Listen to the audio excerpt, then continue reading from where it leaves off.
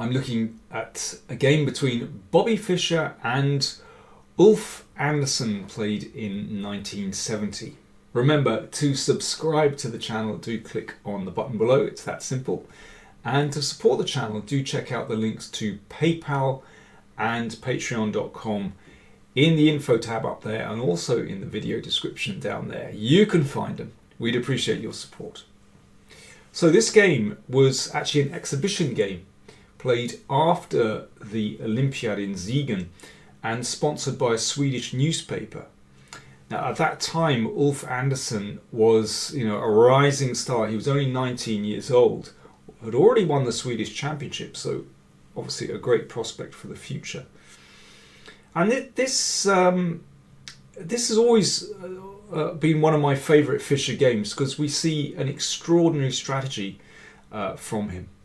I should say also that this was a suggestion of one of my viewers on the channel, and I'm very happy to oblige, because, as I said, a favourite game of mine as well. Fischer started with b3. Now, we've already seen him play this move earlier in the year when he played a tournament in Buenos Aires and faced a rising Soviet star, Vladimir Tokmakov. And Fischer crushed Tokmakov. In fact, I've already looked at that game on the channel. You'll find the link to Fischer Tokmakov down there somewhere in the video description. And I'm sure that Fischer was influenced at this time by the play of Bent Larsen, who really used b3 a great deal in this period. So we've got a reverse Sicilian on the board, and I think that's obviously a kind of setup that Fischer is very comfortable with, being a great Sicilian exponent with black. So here Fischer actually played d3 against Tokmakov and won quite a quick game. Played queen c2 in this game. Well, we know that the queen stands well in this kind of setup, looking in two directions. And at the moment Andersson is playing, well, quite a conservative setup with black, not really committing himself. Here you could play g6 and bishop g7 and keep the position closed, but Andersson decides to open the position. So now we basically just have a reversed Sicilian. And Fischer sets up this typical hedgehog formation with pawns along the third rank and a very flexible piece position here. So the minor pieces don't tread on each other's toes here.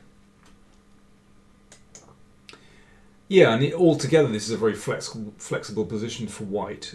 It could be that later you break with d4, e4, b4, all kinds of things going on. And at this time, I think we have to remember that this kind of setup wasn't really very common.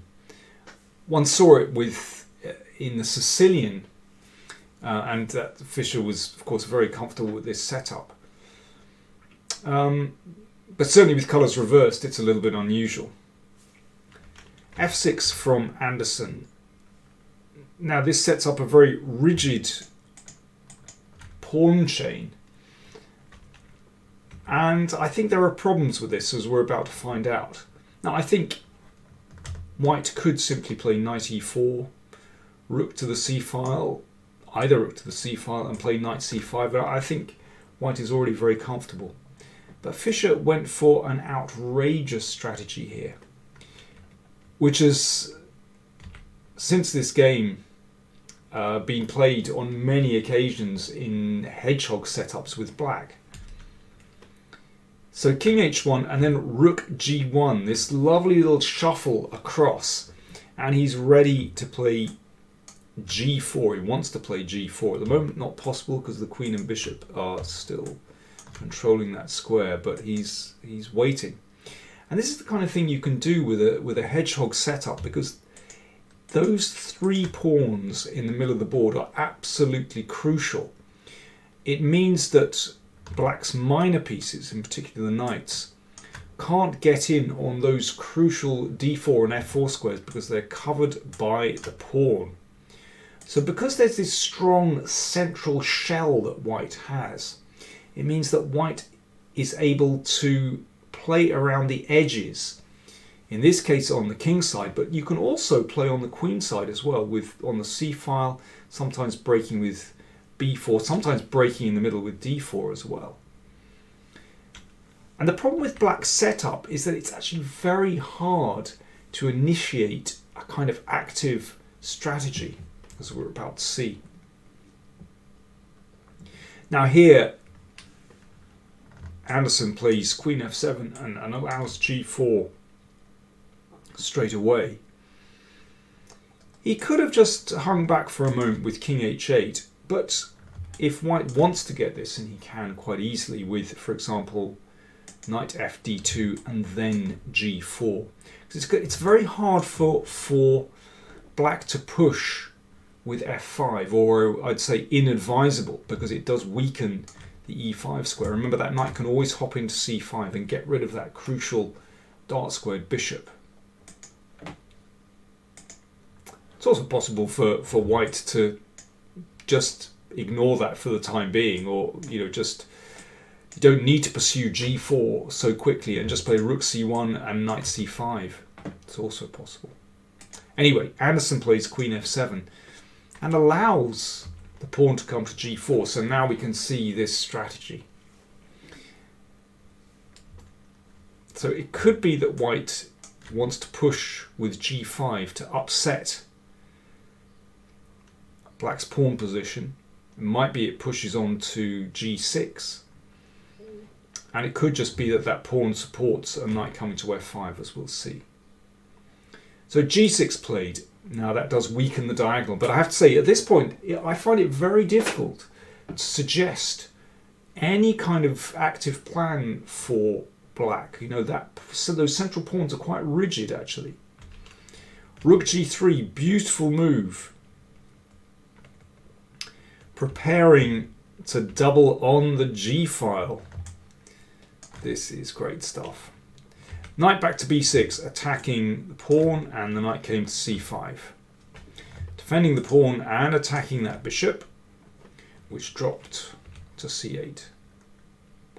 And now knight h4. So we can see we're building up to throwing that knight into f5, looking over the ramparts into black's position. Knight d7. Yeah, it's interesting. I mean, black could shuffle across with the king, and then it's not absolutely clear how white would proceed. Maybe after king h8, rook h3 is interesting, and there are latent threats to open up this diagonal to attack g6. That's possible. But white is in no hurry. I mean, one idea also, if king h8, is to put the knight back to f3 again. Just reset and advance the h-pawn up the board. Anyway, knight d7 played. Wants to exchange knights, but no. Knight came back to e4. Now here's an interesting moment. Again, what happens if king h8? I'll give you a few moments. I'll have a quick slurp of tea and give you a few moments to work out what can white play in this position. So cheers, got my Scooby-Doo mug. There you go.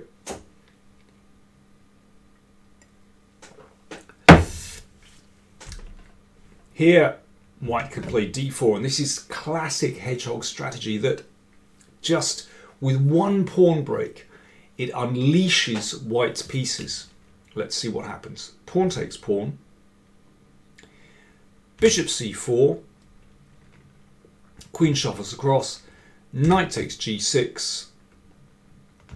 And then rook h3 check, and this just destroys black's king position. I mean, bishop h6 has got to be played, and we're going to see rook takes. I mean, maybe g5 as well can be thrown in, and it's just carnage, this position. Knight f8 played, and that allows knight f5. As I said, very difficult for black to defend this position by this point. Okay, what happens if this is taken? Let's take a look at pawn takes. Well, you can see the G file opens and we get the material back like this with interest because f6 drops, followed by rook takes queen and knight takes rook and so on. What about bishop takes? Well, also leads to destruction because after g5 attempting to keep the position closed, again we just give up a piece and we're going to get this back, get the material back after taking here. And well, we've got the bishop coming to h5, potentially f6. This diagonal is going to open with no opponent for that bishop on b2. It's carnage. So after knight f5, Andersson played bishop e6. You can see, well, you know, this bishop is going back and forth. He's not sure what to do. There is no real plan for black here. Knight c5. Why not hop back again? Attack the bishop, attack the pawn. Knight e7 played. And Fischer just grabs the bishop on g7 and, having got rid of that dark squared bishop, cracks open this long diagonal. This is desperate for black now. So if pawn takes pawn, then bishop takes pawn. Well, let's just see that very quickly. Pawn takes pawn, bishop takes pawn, and knight e4, and something terrible is going to happen on the long diagonal. Maybe that bishop will drop back after knight d7, bishop back, and queen c3 or b2. It's dreadful. Okay, g5 has just been played.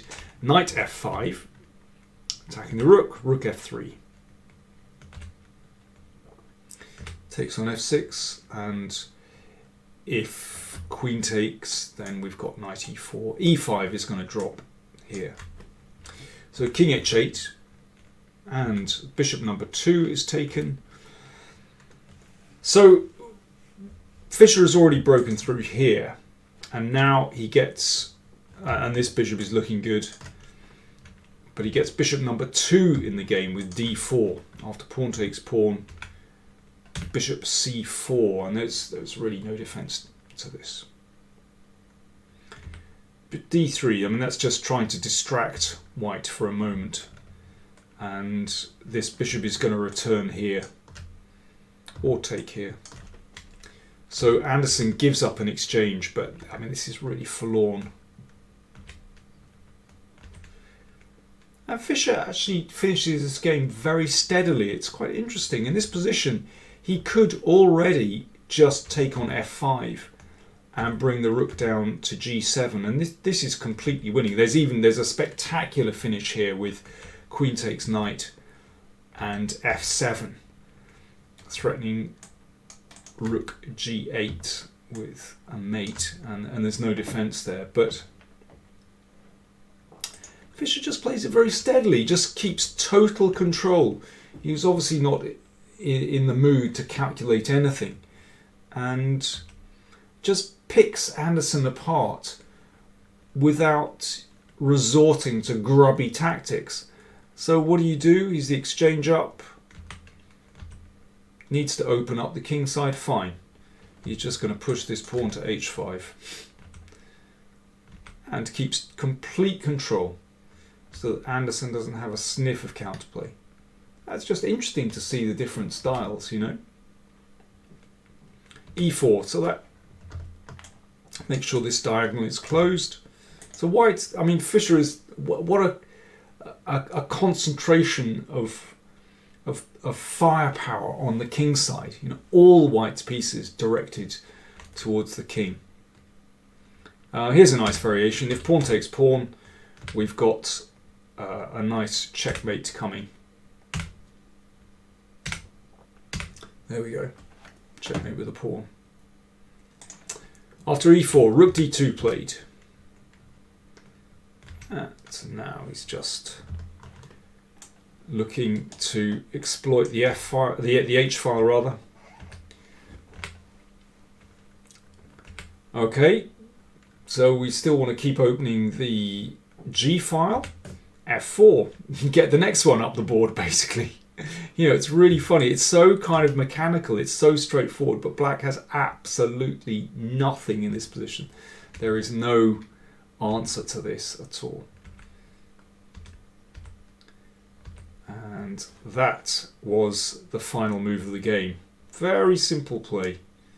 So, for example, after rook takes bishop, f5, let's crack things open. And queen g7. I mean, these moves are not difficult. And then rook h7. It's just kind of straightforward. So interesting that Fischer just continues this mechanical strategy of opening up the g file. Great stuff. Yeah, what a fantastic game. And I think, I strongly suspect that this game had a massive influence over Andersson's future style, because he became known as the greatest exponent, one of the greatest exponents of the hedgehog system. And based his career around it, actually. And I think that game must have had a huge influence on him. Thanks very much for watching, and remember, do check out the whole of the Fischer playlist and the Spassky playlist. We're on the road to Reykjavik. I'm taking in some of your suggestions. So the road to Reykjavik is going to be pretty long, actually. It's going to take us some time to get to 1972, but I'm really enjoying this series, and I hope you are too. Thanks for watching.